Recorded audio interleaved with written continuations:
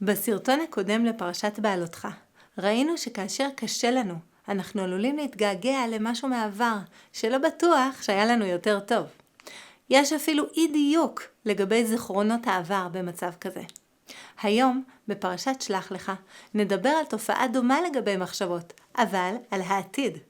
לעתים, פרשנות שלילית שמובילה לפחד עלולה לגרום לנו לספר לעצמנו סיפור לא נכון לגבי העתיד.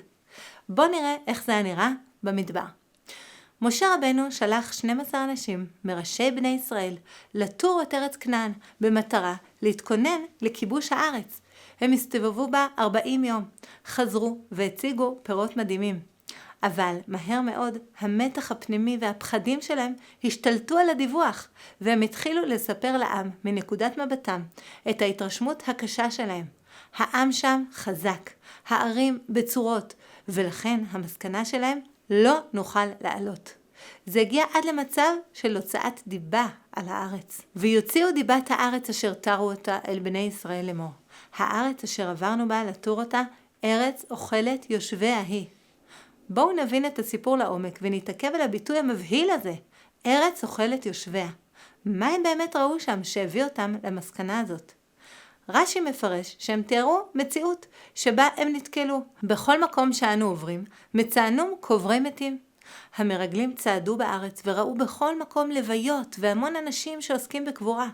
הפרשנות שלהם לסיטואציה הזאת הייתה שהארץ הזאת קטלנית, היא משמידה את מי שחי בה. אבל מה הייתה האמת?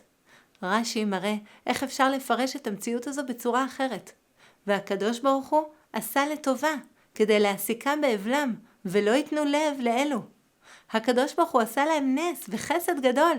הוא גרם לכך שתושבי כנען יהיו מוסכים בקבורה ולא ישימו לב למרגלים. אבל המרגלים ראו מציאות ופרשו אותה לשלילה. מן הסתם הפרשנות הזו כבר התחילה לגרום לחרדה. נתייחס למשפט הבא שהם אמרו. ושם ראינו את הנפילים בני ענק מן הנפילים, ונהי בעינינו כחגבים, וכן היינו בעיניהם. שימו לב למשהו מעניין. קודם הם מספרים איך הם הרגישו כשראו את האנשים גדולי המידות. הם הסתכלו על עצמם כחגבים, ורק אחרי שהם הסתכלו ככה על עצמם, הם דיווחו שככה אנשים באמת ראו אותם.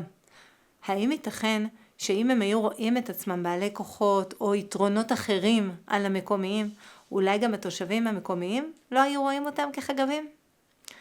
המילה ונהי קצת מזכירה לנו את המילה נהי, שהוא בכי. אולי אפשר לומר בדרך רמז שכאן הם כבר התחילו לבכות, וכאשר המרגלים בחרו לשתף את הרגש הזה עם העם, זה מאוד מהר הדביק את כולם בפחד, והוביל אותם לתסריט קטסטרופלי. ותישא כל העדה, ויתנו את קולם, ויבכו העם בלילה ההוא. ולמה השם הביא אותנו לארץ הזאת, לנפול בחרב? נשינו וטפינו יהיו לבז. יש כאן בכי, מחשבות שליליות, מרחיקות לכת על העתיד. ומכאן גם התחזית הקודרת, נשינו וטפינו יהיו לבז. העונש בסופו של דבר לעם היה שהילדים, אלו שהם היו בטוחים שימותו ויהיו לבז, הם דווקא אלו שיחיו, יצמחו וירשו את הארץ. לעומת זאת, העם שבחר לא להאמין שהכניסה לארץ היא אפשרית, וברת השגה, דווקא הם יישארו וימותו במדבר.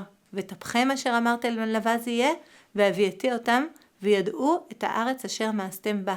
ופגריכם אתם יפלו במדבר הזה. התגובה האלוקית להתנהגות הזו מהדהדת עד היום.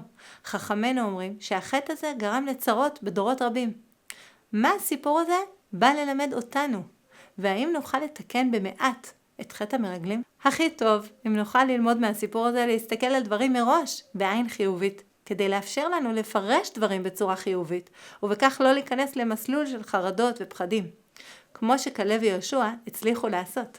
הם אמרו על הארץ, טובה הארץ, מאוד מאוד. לא כולם מצליחים לעשות זאת. כולנו יודעים שרגש הפחד והחרדה עלולים להתעורר, וזה טבעי. במיוחד כשהסתובבו ענקים בארץ. אם כן, מה היה מצופה מהם מרגלים לעשות כאשר נתקפו בבעלה כזאת? היה מצופה מהם להשתדל להתמודד מול הרגש הקשה של הפחד. בני ישראל ידעו שהשם רצה להכניס אותם לארץ. זו הייתה המטרה והייעוד של יציאת מצרים. לכן היה מצופה מהמרגלים ומבני ישראל להחזיק בתודעה שאם השם ציווה להיכנס לארץ, אז אכן זה אפשרי. להתגבר על החרדה ולהתמקד בתפקיד שלהם כדי להביא לתוצאה הרצויה. נכון, חרדה יכולה להתעורר. השאלה היא, מה עושים מולה? היה מצופה מהם לא להדהד את החרדה הלאה, ולא ליצור בעלה שתגרום להימנעות מכיבוש הארץ.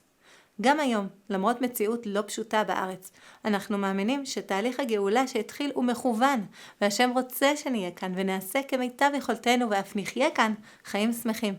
לכן, הדרך להגיע למטרה זו היא להשתדל לפרש את המציאות בצורה חיובית.